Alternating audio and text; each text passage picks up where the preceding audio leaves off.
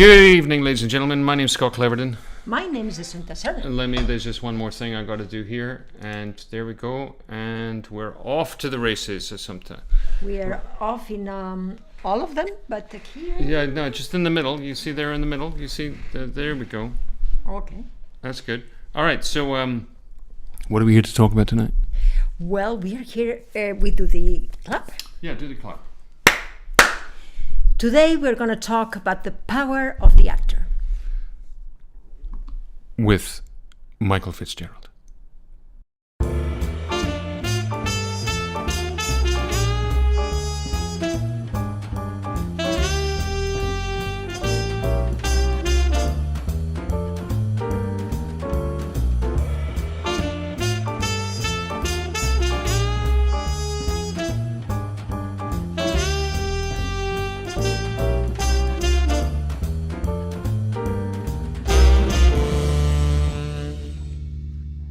And here we are.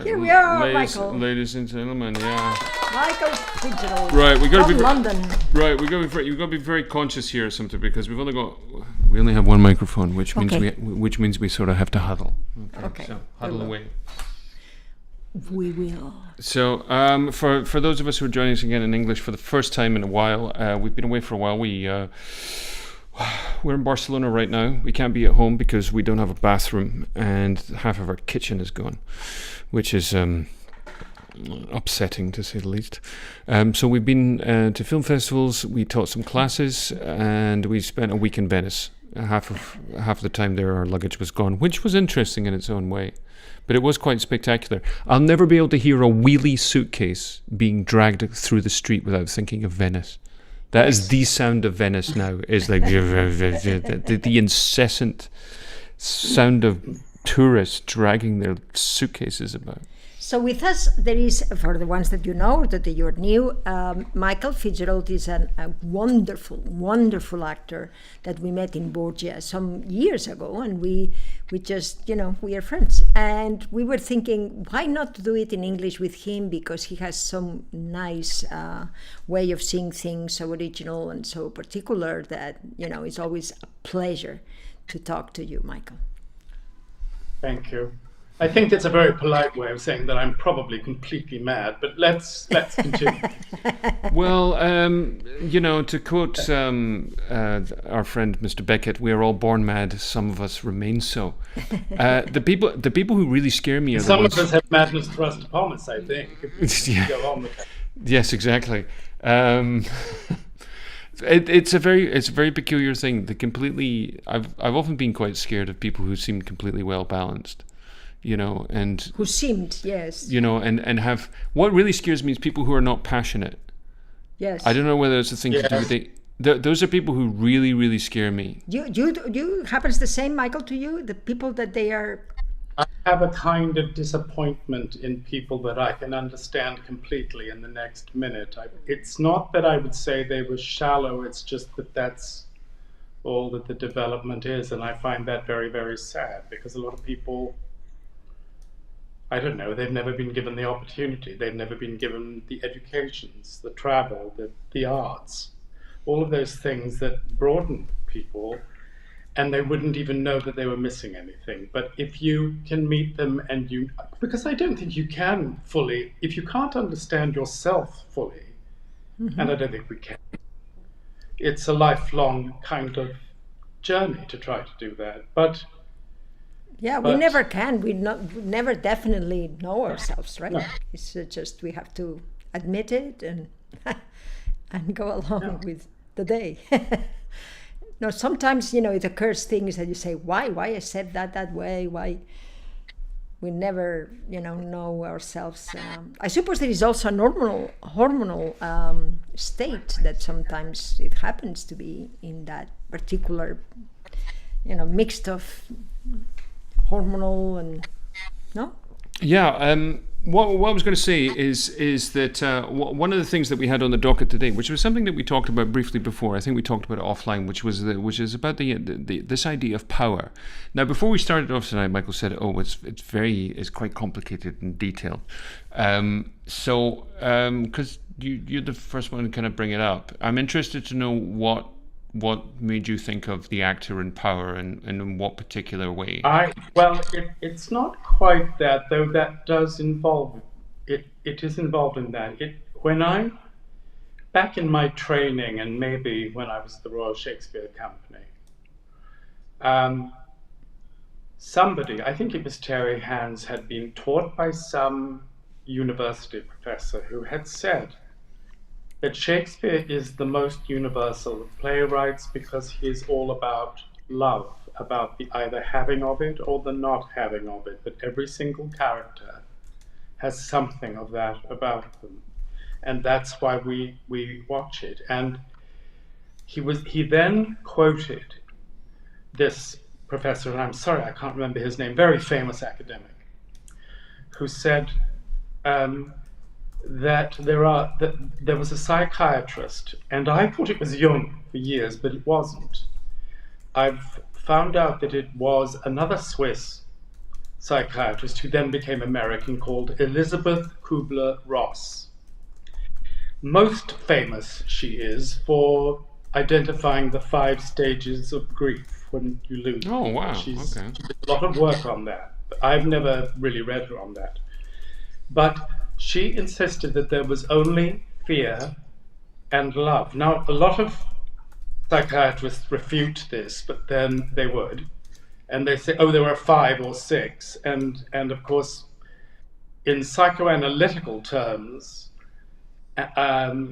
there are certain things that you have, that you can, there are only about 5 ways that you can be mad or sane or something. And I look at people all the time that I think, no, they don't belong to any of those things, and I can't identify them for you now. But I think there are as many ways to be mad as there are people. However, for art's use and for the Shakespeare thing, if you are loved, you do not have fear. If you feel fear, you do not feel loved. All the other emotions, she would have said, Elizabeth Kubler-Ross, come through those things. Anger, etc., comes through fear. All the negative ones come through fear, and most of the positive emotions and things come through love. Now, this spreads to every walk of life, of course, but in terms of actors, I think a lot of actors do not feel, they feel that they do a child's profession. They feel guilty for it being glamorous. They think it's not really glamorous, we all know that. We sit in darkened rehearsal rooms drinking instant coffee that's crap and, never paid and all that. But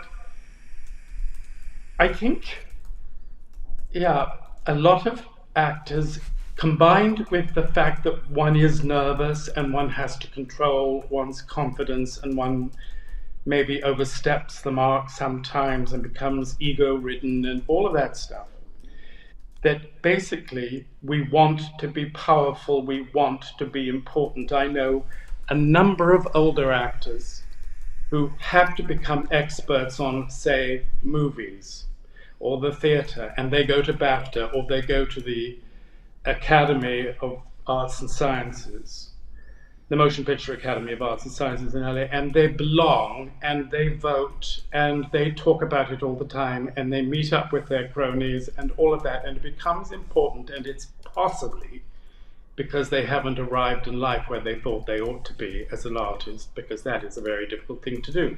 There's never enough work for any of us. But I think a lot of people a lot of actors would like to be powerful. And I have a very strong instance of a very close friend of mine. She was fighting with a now ex-friend who was a producer. And the producer would always tell you how rich, famous, powerful, and intellectually brilliant she was. And I always felt, not that she was stupid, but I thought, why are you telling me this? All of that should be evident when I meet you. If you're bright, I should see that. You don't need to tell me that. Mm-hmm. Anyway, she would compete with her and want to be powerful. And I said to her one day, why would you be powerful when you could be loved? An actor, and she is loved. She's one of those people, she is a cabaret artist and a brilliant writer and all that. All she has to do is walk onto the stage and people love her. I don't think anybody in power is ever really loved. They are worshipped. People tell them they love them. People, we've got a man across the pond, don't we, who's threatening to take over again, who goes on about being powerful. But is he really, really loved? He is worshipped. But then a lot of people have a vested interest in worshipping powerful people because they keep their own position, they keep their own money, they do all of that. I'm sorry, I'm not trying to turn this into a political diatribe, but it's kind of inevitable. And I just think what we give to an audience, this is kind of important. What we give them is, well, we give them the knowledge that they are not alone in the world and that any of us could have come to anything. I remember when Princess Diana died. Now, I had nothing against her, of course not, but I didn't really follow things. I didn't know why, and I thought, why the hysteria? Why all the flowers on the lawns? Why all of that stuff? And a friend of mine from LA said, it's like Judy Garland. Once you've shared your pain with the public, they accept you and love you. And that's kind of what we do in serious drama and in comedy. We share our foolishness, we share our stupidity, we share the act of being a human being. Mm-hmm. I think I better shut up now and let you speak, but that's kind of what I mean by power. I just think the true power is probably love. Don't I sound like a 60s record? But all you need is love. I think it's very interesting because I had something of a revelation about love. One of the things that you're compelled to do when you're working with actors and you're trying to train actors is you're trying to come up with the dynamic of any particular emotion. So people play the dynamic, they don't play the emotion. So somebody wants something, they can't get it, so that will initially be annoyance, frustration, and eventually it will lead to rage and anger, etc. And it's quite easy to do with negative emotions like that. What's difficult is to try and find something which is about positive emotions. Until I meditated on for a while, and I came to the conclusion that love, the components of love are hope and truth. Yes.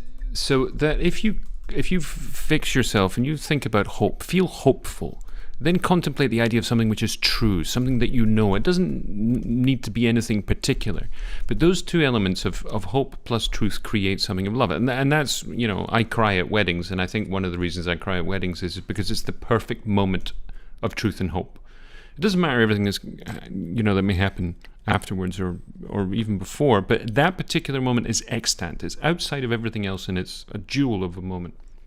Now, what happens if you remove hope? Then what you have is melancholy. You have something which is very, very true, but there's no future to it, as it were. There is no hope. Fear comes back, of course. So you have there. So fear is something that we established as quite simply in the presence, being face to face with the unknown, whatever it might be.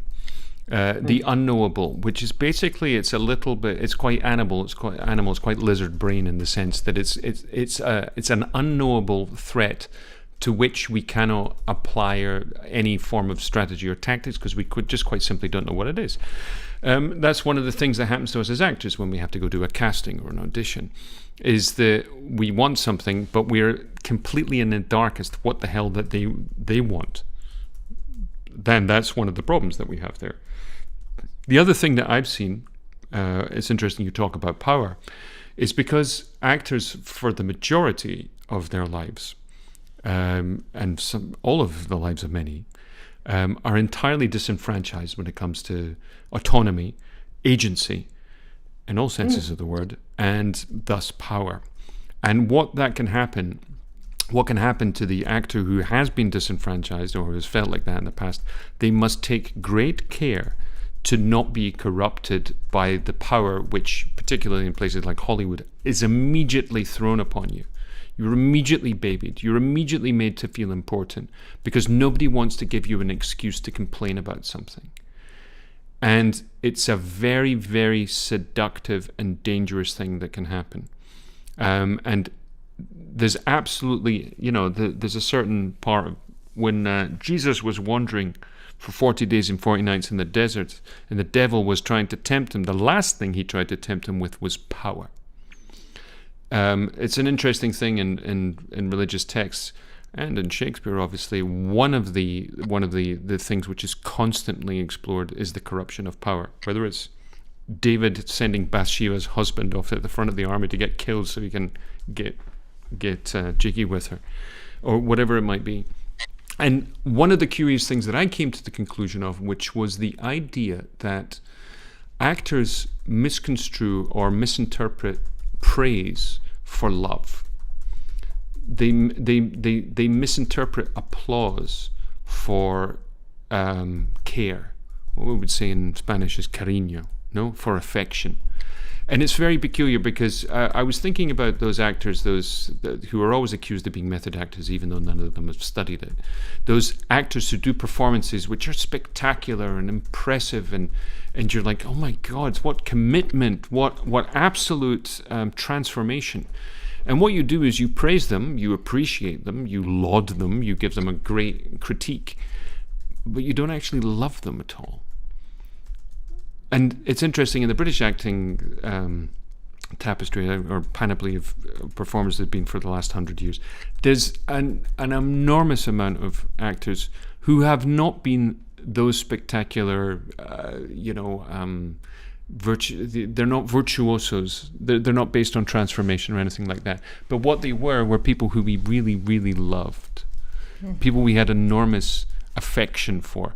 And I think recently, probably in a more global sense, somebody like Robin Williams meant that to so many people. And the curious part of it is exactly what you said, is that we love them because they have shown us their vulnerability and reflected it back to us. And because of that, we have, I'm not going to say enjoyed their tragedy, but we've certainly learned from it. And that's the other aspect of comedy. Comedy is, I always say, that you're only going to win when you're losing. You have to really commit to losing. If the abject commitment to foolishness is probably a good way to go. But have you felt that corruption of power, Assumpta? Have you been corrupted? Have there been moments in your career where you have?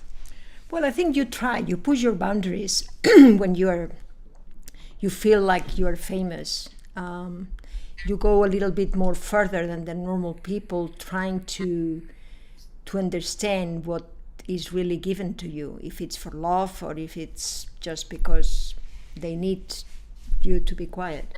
So you really push the boundaries there to try to understand, and you ask for more towels in your room, or or you ask for these little silly things that drives your agent crazy.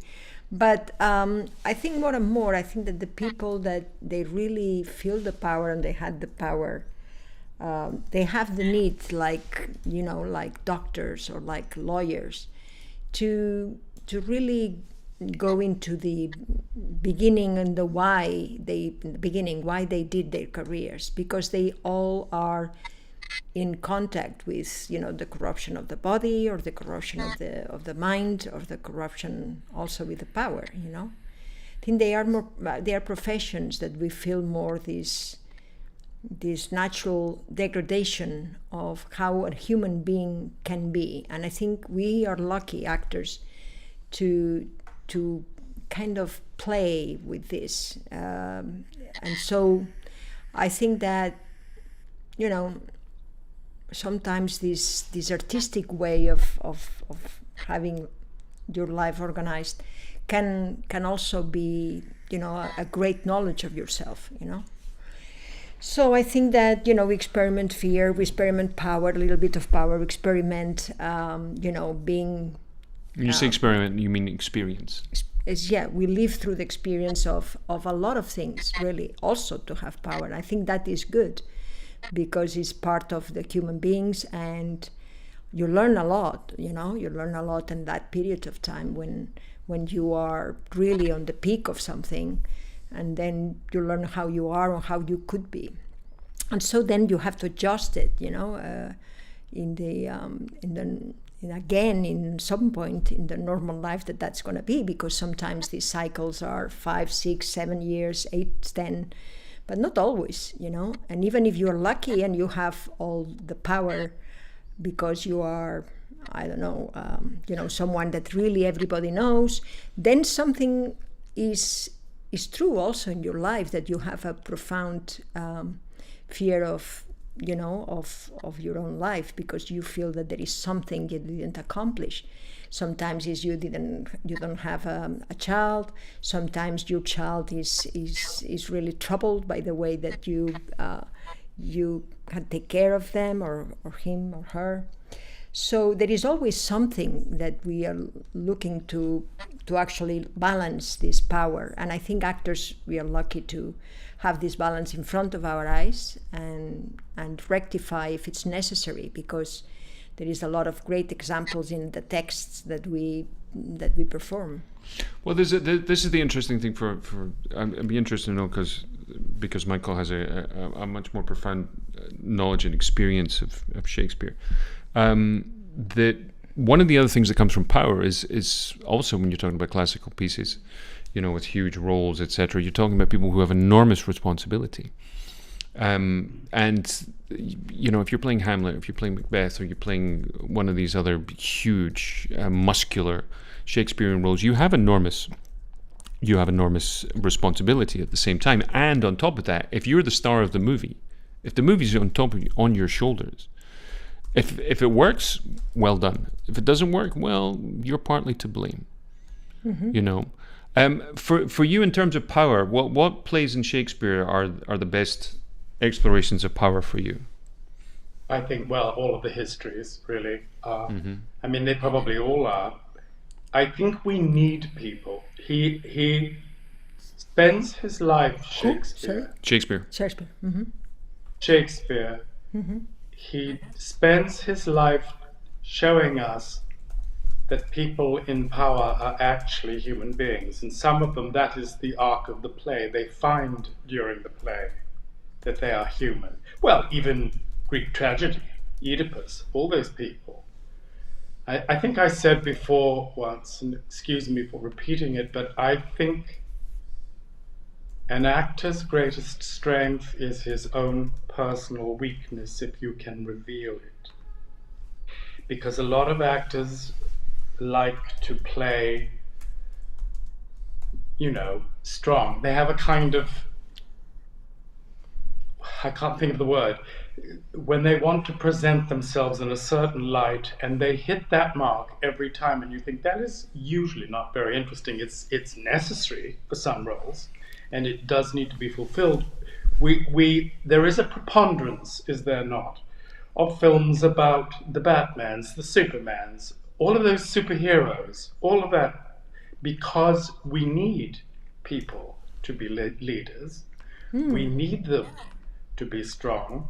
And the reason for that is very simple. Most of us as individual little human beings have no power. So we need to believe that somebody is the parent and looking after us. And whether it's fantasy, which some of these things are, or whether it is the people we vote for who run everything, we seek them. In Shakespeare's history plays, they analyze the fact that they have to appear, powerful to all of the people because everybody's dependent upon them, and yet they are concerned as to whether they will be able to fulfill that. Yeah, upon the king in Henry V. Absolutely. all of that contemplation. And indeed, as you said, an actor about to be a lead in a movie or to be a lead in a play or something.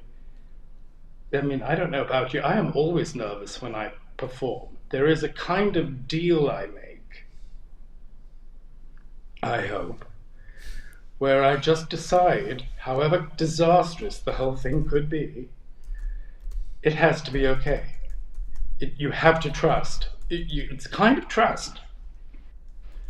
And you have to think, well, I've rehearsed this, well, we've done our best. It may not be perfect, but let's, we've got however many people sitting out there. They're now going to watch us for 2.5 or 3 hours. We'd better do something. And it had better be okay. And we had better connect with them, because that's why they've come. Which is, I guess, sort of funny, but it is the way we are. I'm always a bit nervous, but that doesn't help you actually get up on your hind legs and perform. Mm. Yes. Somewhere you have to, Well, it's the fear, isn't whatever it? you tell yourself, you have to get out there and do it. Yes. And know that actually you'll come back from that and be fine. Yes, it's the fear of the unknown. Always. But Yeah. And that's also quite exciting. I mean, I know actors that will tell you, and I think it's rubbish. Exactly. They say, well, I always get nervous if I don't feel nervous. And you think, oh, please. Yes. There is something that I wanted to say here. It's kind of personal, but I think it's good because it applies to a lot of people. Sometimes Scott is saying to me, you are always finding for something that is painful, something that you have to do, the have-tos, the must-to, must something. It's always that in my life, I'm never kind of relaxed. There is always something to do that proves myself, defies earth and and sky to be able to, do something that I never did before. This pressure that the actors feel, if we don't have enough pressure in the artistic world, that turns to us, because in my case, it's because, I've been with this pressure for long years, and, having leads, performing. And when you stop this, every day having something to worry about, then you are kind of, with a void, and you're looking for things to have you in this state of pressure, fear or unknown. Fear of the unknown. Well, one of the things is, it reminds me of that. The first time I heard the expression was in the film The Hurt Locker, the film directed by Catherine Bigelow with Jeremy Renner, who's a bomb disposal expert. And he eventually goes home, and eventually he can't take it anymore, and he has to go back. And he's described as a war junkie. Yeah. He's addicted to conflict. There's certainly something to be said about a body in motion, the momentum that you had, which is something that I witnessed, is that when the force that was pushing you, which was combined with the project and you yourself, when that force disappeared, you needed to maintain momentum. Mm-hmm. Otherwise, you would grind to a halt. Yeah. There's certainly something there. The projects that one develops, the school that we did together, all this is a replacement for to feel something that is pressuring you. Yeah, or ordering screws in a drawer. Yeah. Well, there you go. What I was going to respond to was what you were saying about the actors who portray a certain image, or what you're effectively talking about in Jungian terms is persona. The difference between self and persona. Yes. And the idea and the curious, the interesting thing I'm mentioning superheroes is because superheroes have that duality, which is an aspect of the nature of that particular role, which is just as you have Hal and you'll have Henry V, is you'll have Spider-Man, you'll have Peter Parker. The interesting thing is that Spider-Man is the persona, Peter Parker is the real person. And that works for all of them. The reason that Batman is so popular is because he's just a man. He has no superpowers. He's very, very rich. That's his superpower more than anything else. But what he does is he has an incredible need for vengeance.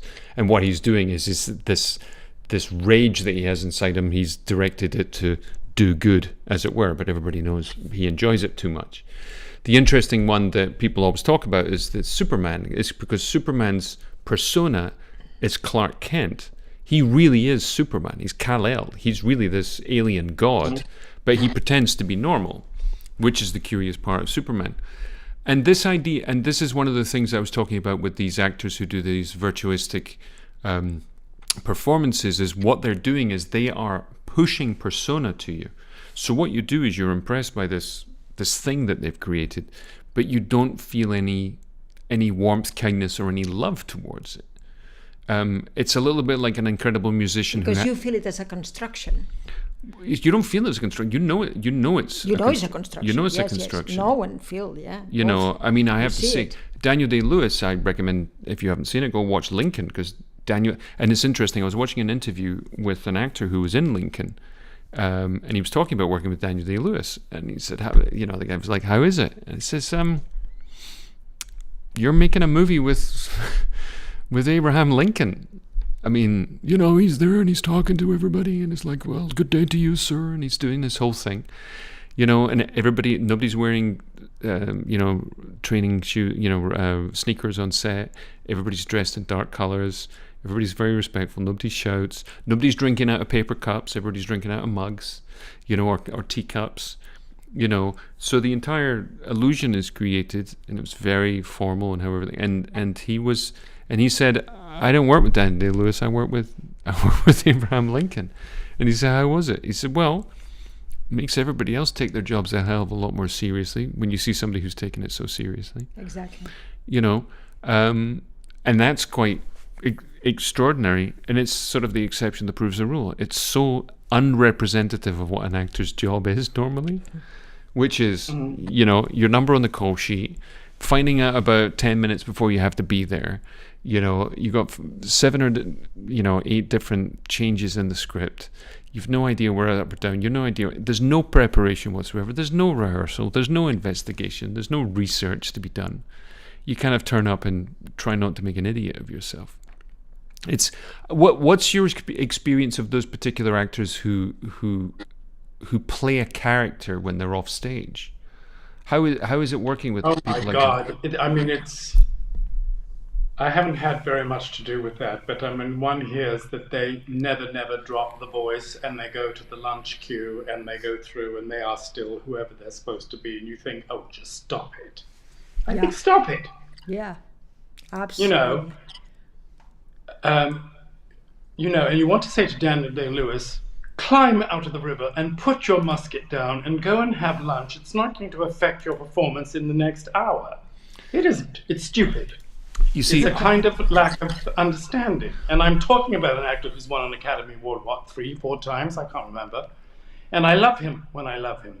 But Lincoln wasn't one of them. Because I thought, first of all, Lincoln was famous for being a famous orator. And I thought, with that voice? Really? That wheezy old man voice? No. I don't believe it. I thought, and it was bored me to death, that movie, I have to say. Just horrible. I watched it when we were in Prague. I was in my hotel room. I think I got it on, And I just thought it was a worthy movie.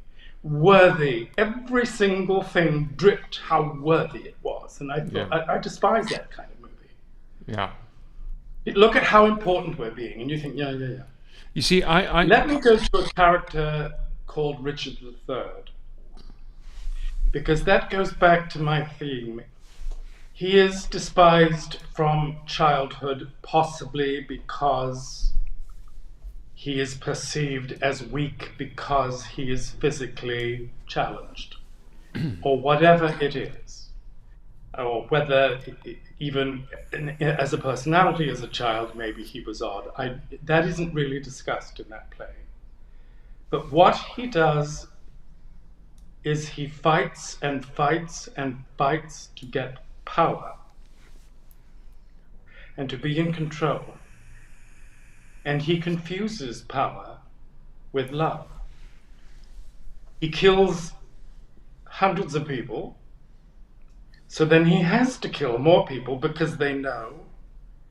And then he goes on and he finally gets to the last few scenes. And he realizes that he's on the throne now. He's done everything he wants and nobody loves him. Mm. Nobody loves him. And it's a bit like Stalin, isn't it? Mm. It's a thing. You think you have to kill everybody because you have to shut them up. But actually, power does not make you loved. It makes you powerful. It makes you feared. And I think, yeah, no, I'm not actually, going back to your question, I've not worked with very many actors who just come in and do what they do, one or two. It's very interesting, this idea of those actors who don't get out of the river for lunch, as it were. I actually think it's based on a profound imposter syndrome.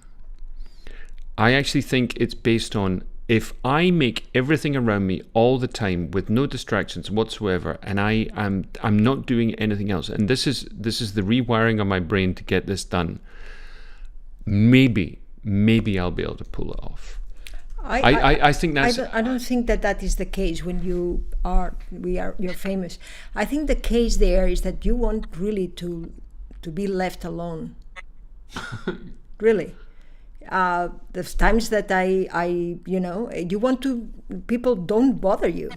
That's what you want, and more you find, through the days, someone that actually for some reason you agree to pass some time with him or her, then, it changes. And then, it can be the fear that you sometimes are going to lose the things that you. But there is a time that you can see, after 2 or 3 weeks of doing a lead, you really have done, most of the work, and then you start to soften up. And also you have time to find these people that you really like to talk to, which, let's face facts, sometimes you lose a lot of people that you could talk in a normal situation, and you don't see them because you really have to actually, do your best in the Well, it's scene. one of the things I've observed is that people who are working every day on the movie or the TV show, they ultimately spend, because that's who they're spending their time with. They're spending the time with the crew. They're spending time with the DP, with the sound guy, with, But it's after the relationships with everybody have been balanced with the power that you have. Yeah. I think that it's also a question of power. You not only to leave you alone, you want also to mark your times.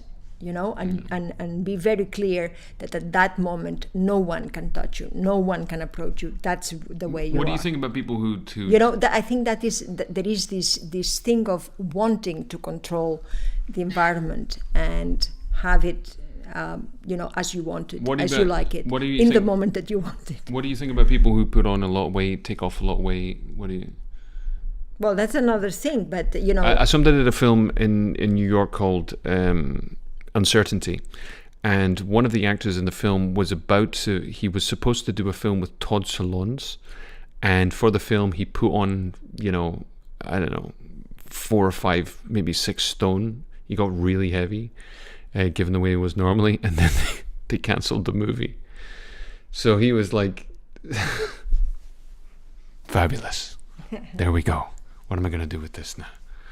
You have to be conscious when you really give yourself up. Well, it's fun. I mean, when you did the fencing master, you spent 3 months learning how to fence.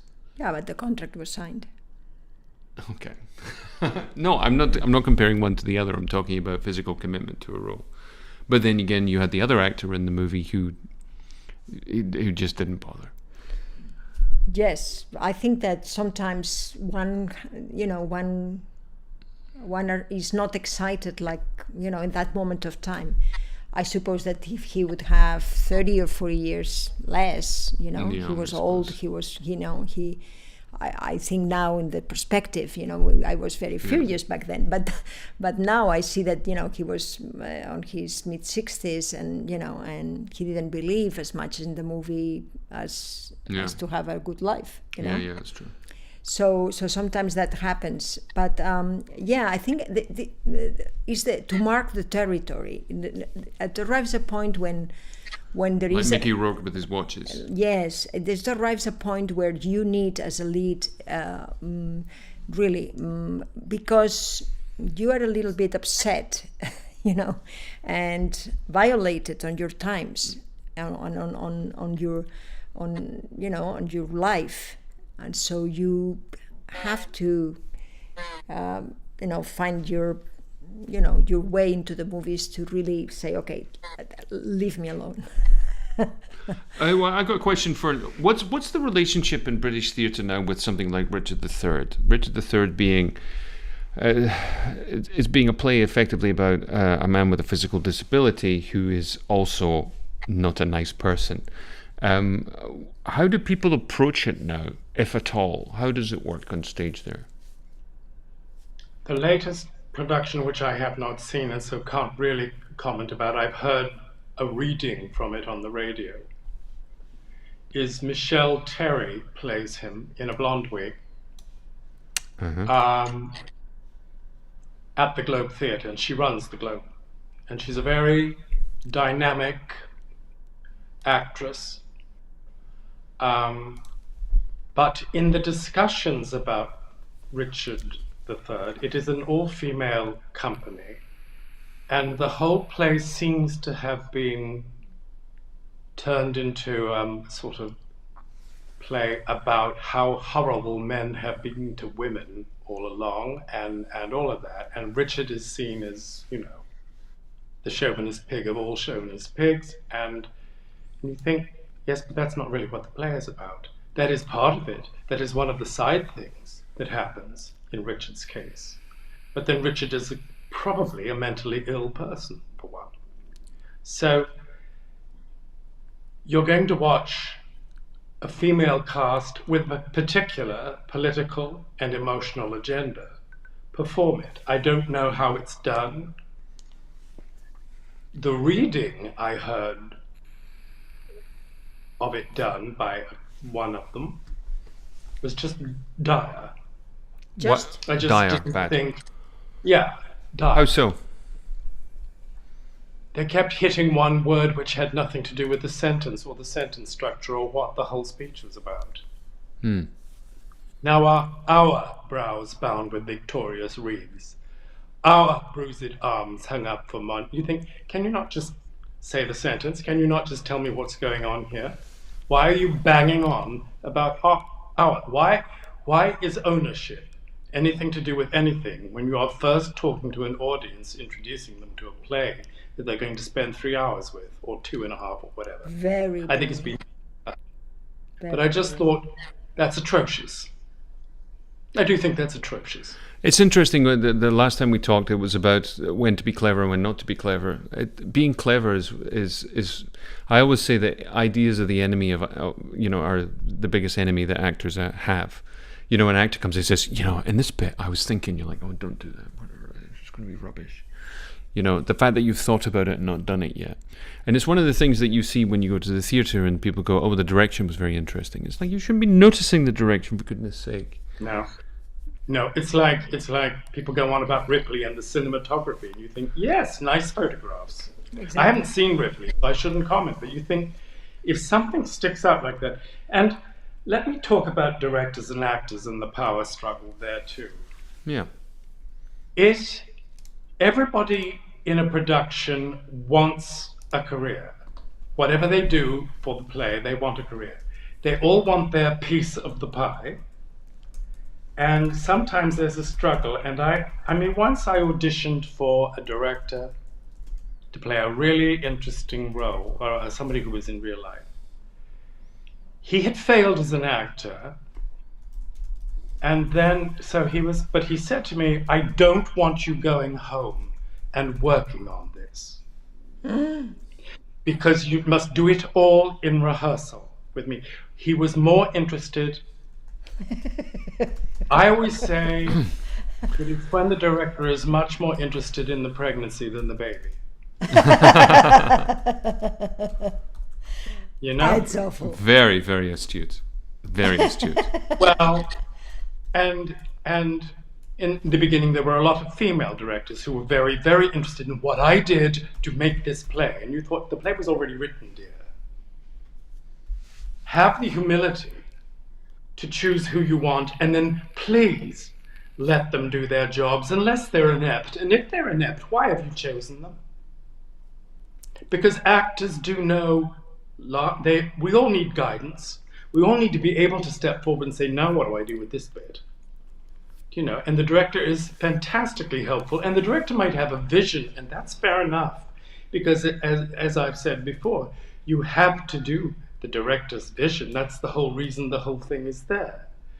But I have never met a director, not many, who know anything at all about acting. Yes.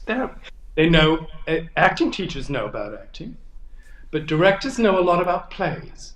They know about how it goes. They know about the history of it. They know all of that, and that's essential. That's wonderful. But they can't, if you get into trouble as an actor, they're likely to say something really klutzy, which makes you worse, or worries you. Yes, it's like... I had a director who I did a sort of rehearsal, and he said, "I'm not at all worried." And I thought, I'll take that to mean you're incredibly worried. I actually have to confess that I am shocked about the idea that a director in the theatre doesn't understand how acting works. No, or how the play works. I don't know. I mean, I've directed theatre. I've directed theatre. What I mean by that, Scott, is they know quite a lot about acting, and indeed some of the great ones have trained as actors and they've acted, but they do not know what to do to get you through the next 10 seconds. They can't help you. They don't know what to do in the mechanics of acting. I've met very few, and I've met some very highfalutin directors. Yeah. Some do know. I remember when we worked with Metin Hussein. We were in Borgia, and I had this exposition to deliver, which is my least favorite kind of line. It's where you come in and announce what the plot's about to be. I had to climb a lot of steps. As you know, I was an incredibly fat cardinal in it. And I said to Metin, "How do I do this? It's just exposition. I don't feel like a human being talking about." He says, "It is exposition." He says, "What you do is you play how many steps you've had to climb, you're very heavy and you're out of breath, and you can just about say what you have to say. And you know what? That worked. You got me through it." Yes. She was brilliant for that. Yeah, it doesn't take... It's not that complicated. It takes a degree of perspective, imagination, and empathy, and honesty, actually. And actually, you know, being vulnerable enough to go, "Oh, fuck, I don't know. I mean, have a go at that," you know? Because that's sometimes you getting back to the whole idea of fear again, is that one of the things that I think causes more fear is feeling that we're alone in it. That we have nobody who's behind us, who's got our back, who's supporting us. I think that's a tricky thing. Well, frankly, it's very easy to blame, isn't it, if something doesn't work? And all of rehearsal is in a spirit of let's try this and see, isn't it?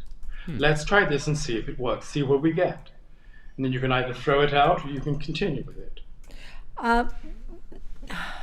What I know is that fights for power in a movie, in a film, they are I would say the 90% of the problems that we have.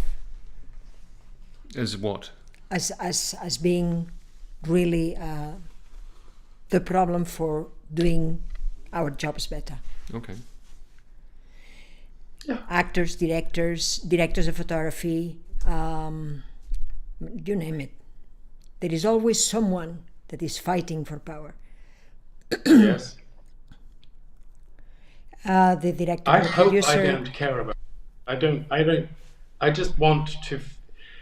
You are right. I think in sometimes you want to be left alone because you think, I know what I'm doing and I know why I've been hired, and I know what I must feel and I know how to get there.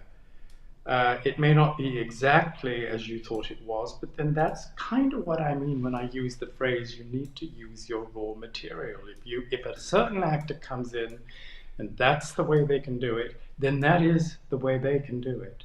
And maybe I am wrong to be down on standing in a river through your lunch hour with a musket over your head so that the powder keeps dry. I could be wrong about that. I think the truth about acting, which makes it more complicated, is that for each of us, we all have a different way of doing things. And a lot of it, I would hope, is not calculation.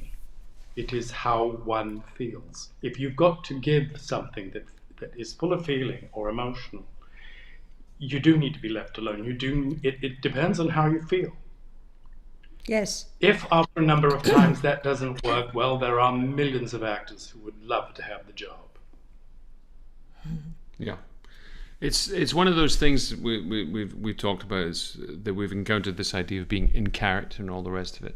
There's certainly something which is something that we touch upon in a book, The Science of Acting, which should be hitting bookstores hopefully later this year, which is the idea of what we're doing unconsciously is manipulating our hormonal state.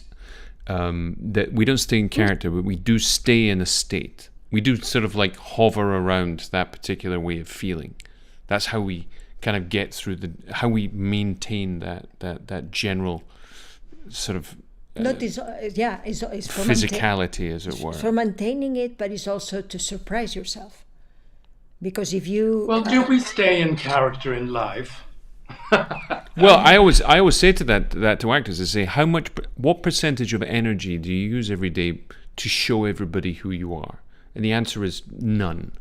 None whatsoever. However, actors who are creating characters and playing characters and all the rest of it, there's nothing more boring than watching actors trying to show you the character that they're playing. It's really not. It's one of the least interesting things you could possibly encounter. Well, I think It's that not in life interesting. you encounter situations that you have to do a character. You have to do, and that is true with everybody. Oh no, on a daily basis we do Your it. doctor, when you have a patient that is terminally ill, you have to have some kind of role there that you have to play. No, which is, we do it. know. It's like when we're crazy angry about something, we do a very good impersonation of somebody who isn't screaming mad about something. Yeah. Because we're desperately trying not, because we want to be reasonable, and people deal with reasonable people. Mm-hmm. People want to get rid of crazy people and dangerous people. They want to deal with. So yeah, I mean that's a given. But what we're trying to do is we're displaying a different persona, as it were. We're projecting something which says, I'm safe. We can deal with this right now. I've been very, very worried. I was very worried when I was a child about that. Well, adolescent. About what? About that I was different. When I was talking to my friend, when I was talking to my mother, or I was talking to, my attitude towards this person, even if I know him or I don't know him, then it had to be changed to be able to go through what I really wanted. And that was troubling for me. Really? It was very troubling. Yes, because I thought that I wasn't true. I wasn't true enough. I wasn't authentic. Because I wanted something, I had to be optimistic, or I had to be, For me, it was always a problem to find my way through, the things I needed to do to get something. And to get even attention, even in the street, even in the queue, in the whatever situation, I had to put up a role. And and it's very tiring for me to do that, because sometimes you just want to carry on with whatever feeling you have. I suppose those are the mad people that they just carry on whatever they feel. So I have a question. Back to our conversation today about power. I'm not sure whether we can actually give anybody any particular advice on the subject. I think one of the things is that I think it's certainly something that happens when people get babied, when people have a taste of success, and then everybody's doing everything in their power to make sure that they don't complain about something. You know, that you know, this is when the there's the catering for the entire crew, and then there's another catering for somebody else who's got certain dietary requirements, whatever the hell that might be. You know, we've all seen that sort of thing. Oh, I like that. No, that's not for you. Okay, fine, sorry. You know, we've seen that sort of thing happening. But there's another aspect of it which I think is entirely inevitable.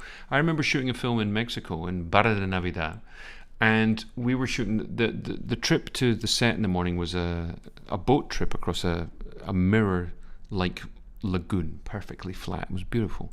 And then it was on an island, which the majority of it had been turned into a golf course.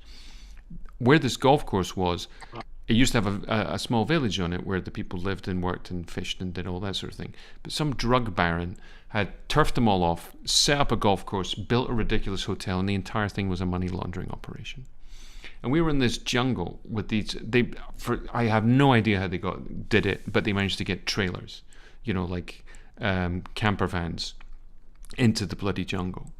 And I remember one of the actors, an American actor, came out. He stormed out of his dressing room, out of his trailer, and he said, "Did nobody think of putting the refrigerator on? This Coca-Cola is warm," right? And another actor, a guy called Henry Cho, sort of like touched him on the shoulder, and he went, "Dude, look around you. Shut up." And he looked around it, and there was the people from the village. Which actor was that? Henry who? Henry Cho. He's a Chinese-American actor. Henry Cho, very nice guy. And he looked at him on the shoulder and he said, "Dude, look at these folk. You know, basically, look, you're complaining about your Coca-Cola being warm, and then there's a whole bunch of people, disenfranchised people, and they'd asked us at another stage, 'Oh my goodness, are you making a film about our plight?'" That's what they were asking. Our plight, the problem that we had, because we all got, you know, soldiers would drive around all the time. They're all in the pay of the drug baron. So one of the things it's interesting. It depends how highfalutin, how powerful the actor is. I don't know. There are certain times when you do have the opportunity to touch somebody on the shoulder and say, you know, cool your jets, buddy. Yes. But for example, that gives you also a lot of power, a lot of internal power. Oh, no. You feel that, you know, you really are the leader, because when you are the lead, you are the leader. Yeah, there's a very important leadership role there. That you have to take, and then, you know, and you can actually change the atmosphere of a film set. But the interesting thing about the leadership role that the actor has there is that the leadership role is based on showing people that you're not going to throw your weight around. Yeah. You know, it's got being generous and being also attentive to the people and you know, interested for the problems that there is, that everyone has, you know, and not to be, you know, it's the story in the jungle. It's the story I've told about Tom Cruise. This was from Mike Kehoe, who worked on craft services for a lot of Tom Cruise's films. And he said one night they were shooting Collateral, which meant driving around Los Angeles at night. It was all night shoots. And he's there in a car, and they're in a lowrider, which means the car's on a trailer. It's being driven, you know, behind a truck. So the actors don't actually have to drive it. You can get out of the car and walk off the trailer, as it were, while the car is moving. And we're driving around LA, and you've got in the camera truck in front of it, you've got the AD, you've got the director, you've got the entire crew, all the all the sparks, all the electricians, the gaffer, the lighting guys. Everybody else is there. And they were driving through the valley, and the first AD said, "Hey, we're coming up to In-N-Out Burger. Why don't we nip in and get some burgers for, you know, Jamie, Tom, Michael, you know?" And they were like, "Oh yeah, man, that's a great idea." And the story, he says, is that Tom Cruise looked around at the rest of the crew, knowing that they weren't going to eat, And Tom Cruise said, no, I'll eat with the rest of the crew, thank you very much, okay? And they were like, yeah, that's a good point, yeah, okay, let's just keep going. And those are very, very small things, but no. but It somebody shows has leadership and and it's true. We need a leader. That is also another thing that really was troubling me when I was a child. Because I always wanted to be in this situation of power. I was being delegate of the class. I always wanted to be in that position where I could actually go to the teacher and have some respect for me, because I was representing the 40 people in a class, And this kind of power allowed me to know before the others, allowed me to talk my way through if something happened in some other. So it gave me power of. That's like you selling good and bad. Selling sandwiches. Yeah, selling sandwiches, the same thing. I was working, a lot, but I had this idea that I had to be, Assumpta and a very good friend of hers, when how old were you? 11 to 14. Okay, 11 to 14. There was a career here. What they did is they had a sandwich maker, like a toasted sandwich maker, and they would toast sandwiches at school and sell them to everybody, and everybody would buy them. Yes, and with this money, we could then go to Italy, Prague, at the end of the year. For all of us, huh? So you contributed it to everybody? Yeah, of course. This money was for everybody. Check that out. Yeah. You had low overheads? Maybe we should do that again, actually. We could do with making a little bit of money on the side. Is there any schools nearby that, there's a chance we'd get arrested, though. That's the only thing. Yeah, it's very interesting. But what was also, it was this kind of feeling generous to the people, feeling that my work and the work of the other girl, we were happy because, we were useful to others. And also that gave you power. Feeling, yeah. It's not all generosity. I think there is a little bit of... Yeah, but the other thing was that you were kind of loved. Yeah. I like to quote Michael Scott from the American version of The Office when he's asked the question. And he says, people sometimes, they ask me, what would I prefer, to be feared or loved? And I ask, why not both? That's the fundamental misunderstanding of the dynamic of fear and love. But I think we said a lot of things. It's already 9:10. No, it's very, very interesting, and it's one of the reasons that I want to talk about that. I asked about Shakespeare. What's the Shakespeare which is done least but should be done more, Michael? Oh, I think one of the problem plays probably, I think, The Winter's Tale, All's Well That Ends Well, all of those plays, they're not as straightforward as some of the others, and they're not perhaps quite as popular. The most popular, I think, well, at least when I went to drama school, the most popular and most performed Shakespeare play was Twelfth Night, which I can understand. And of course, the two of the greatest tragedies, which people generally agree are either King Lear or Hamlet. And they are performed very often. But, there's no problem with really many of the tragedies, except maybe Timon of Athens, maybe Pericles. But then I don't think they should be performed more often. They're all there. I did. Some problem plays, like All's Well, I suppose The Merchant of Venice, people always say that's a problem. You think, no, it isn't. Just do it. Just do it and be straightforward. It's just like life. It's like life. Yeah. And Julius Caesar, people keep saying, is difficult. You think, no, just do it. Just speak the lines and do it. Don't stand there feeling that it's really difficult. But I think the balance in something like All's Well, it's complicated. Cymbeline, I love Cymbeline, but I think Cymbeline is seen as a kind of cross between As You Like It and Snow White and the Seven Dwarfs, really. It's a sort of fantasy and all of that. And what is think that? What is Cymbeline. I have no idea of this one. Cymbalina de toda la vida. No idea, Michael. And The it's what? good. It's good. I didn't know about this play. Cymbeline is a wonderful play, but it's set in Roman Britain, and the leading character is Imogen, and it's one of those wonderful golden girl roles, but she goes through a lot of tragedy and a lot happens.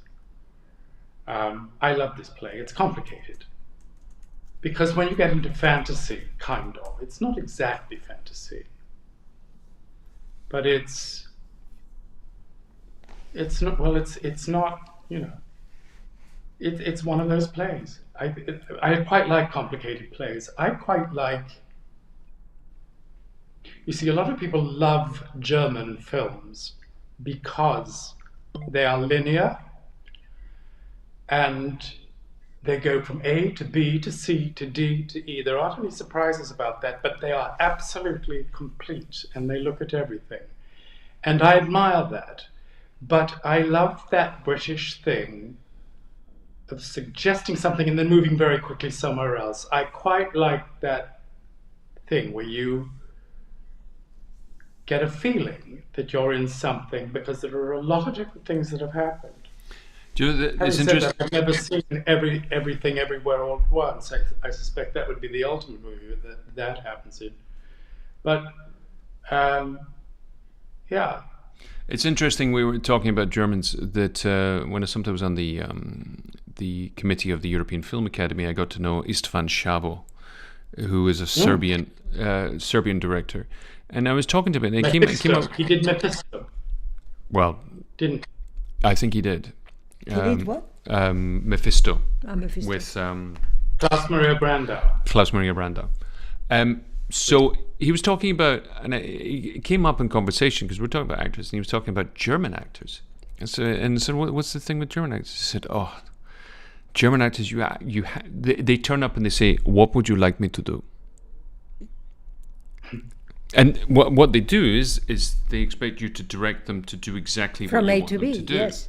And I'm like, this whole following orders thing is a bit of a cliche. I mean, is this really And he's like, I wish it wasn't like that. He said the really, really good ones come and they bring their A game, but there's so many of them that what they're doing is they're coming up with this. They approach you and they say, I need you to tell me what you want from me. Well, which is interesting. Look, I'm just taking it from Istvan Šabo. That's what he told me. I don't have a great deal of experience with working with German actors. I know some German actors, Well, but I know some German directors, and German directors are tough. They are really in power. are you talking about Oliver? Yeah, That's very. are in power. They need power. It's I had only him. I had also a man in Switzerland that was German, Thomas Kerfer. I had, and it's a trait, isn't it? I don't know. Perhaps that's my experience. I cannot talk in general. National identities, and the Spanish directors, they all turn up late. They have a 4-hour lunch. And they knock off early. That's not true. No, of course not. Well, listen. Let's finish for tonight because you and I need to eat. Michael, it was a delight. It's always wonderful to pick your brains about these things, and considerably. What's left of them? What's left of them, indeed. Yes, drinks like a fish, marvelous technician. It's very interesting for me. I talking about problem I plays. think we did a lot of. I did Troilus and Cressida once. And the funny thing with Troilus and Cressida, or Troilus, or however you want to call them, funny thing with Troilus and Cressida is it needs a sequel.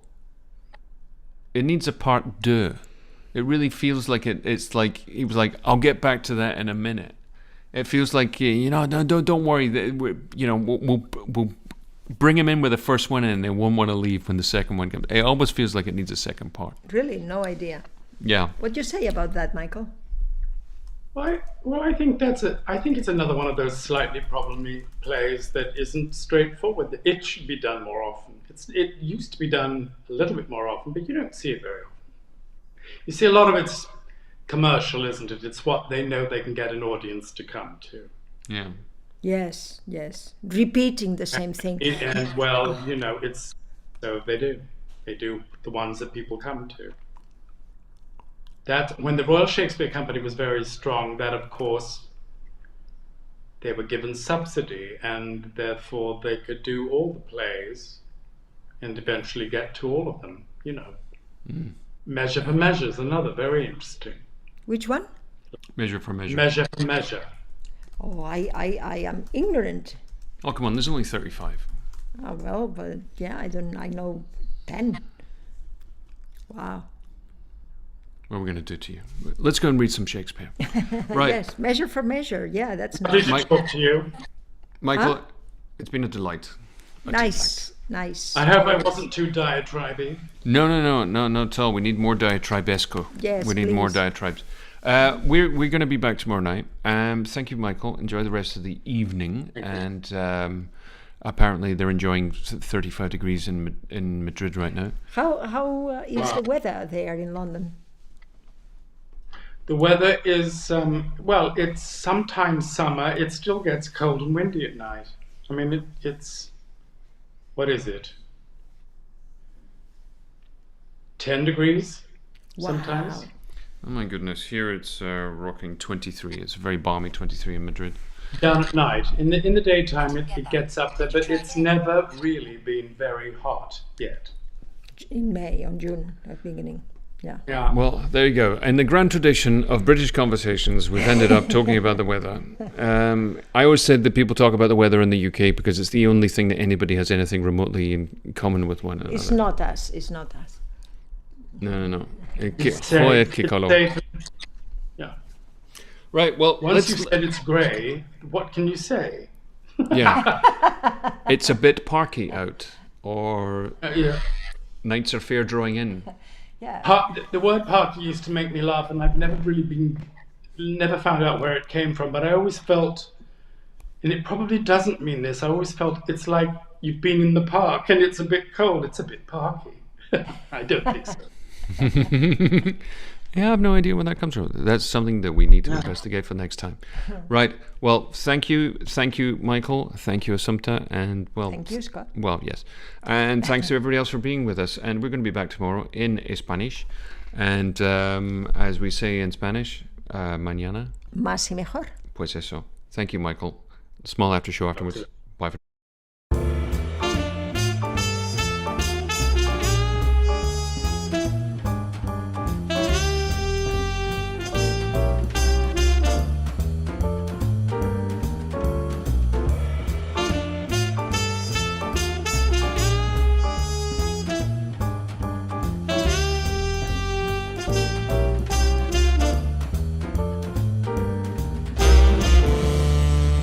And we're back again. Remember, everybody, give us a like. Send us your join Patreon. Join the where's Patreon? Patreon's there. Look at that. I'm just gonna fill it with logos. What else am I gonna do? The more you know. No, but it was really interesting today. For Well, me. it's certainly some. When you sort of taking an eagle's eye view of how the dynamic of all these sorts of things work. And it's very interesting from my experience of directing you bozos in theatre. And then that's one of the things that's shocking for me is the idea that people... If a director is like the Formula One race car driver, it's odd that he doesn't know how to, doesn't know how the car works, I suppose. I don't know. It's a weird idea that people don't have the sensibility to know how to. Or this how thing to that direct. he said about, directors have an agenda that is not in the play. That happens a lot. Oh God, it's so boring. It's just oh God, it's like well done, well done you. I mean, back in the 80s and 90s, it was like, can we stop doing? Can we make the fairies in Midsummer Night's Dream not wear Dr. Martin boots? I mean, Oh my God, I saw that one. oh God, which one? The one with The one with the Doc Martens, and somebody says, "Oh, it was the greatest production since Peter Brooks," and you thought, it really wasn't. I've regularly seen it with Dr. Martin boots. I Really? saw it with who do we see? We went to see it. Nicholas Jones was playing Oberon, if I remember Yes. correctly. Henry Is that and at the Cute. Globe? No, it wasn't. It was way before the Globe. We would be talking. Jeez. 94. No, we'd be talking early 2000s. Early 2000s. I remember that. Had Henry Ian Cusack was in it as well. Before he went off and did like 9 seasons of Lost. Yeah, he was a pal of Coxie, or Brian Cox. I remember I auditioned for the same role, for the TV show Lost. I was like, Henry got it. I like Henry. He's a nice guy, and he's a good actor. And I was like, I wonder where he got that. And I realized that he was staying with Brian Cox, who lived in Venice and Los Angeles, and J.J. Abrams was a neighbor. I was like, all right, that's how it works. Wow. You know, but it's one of them people always say, well, it's not what you know, it's who you know. And I go, that works for absolutely everything. There's nothing where your connections and who you know and what who you've come across don't make any, they make impact on absolutely everything, as far as I'm concerned. And it's natural. That's life. That is indeed life. Right, let's get on with the day, because I've got to try and work out how to switch this off right now. I'm a little bit worried about that. But thank you very much. Have a very nice day, night, and tomorrow, and weekend, and everything. And we'll see you next Thursday. And we'll See you next Thursday. Bye for now. Bye-bye. Bye.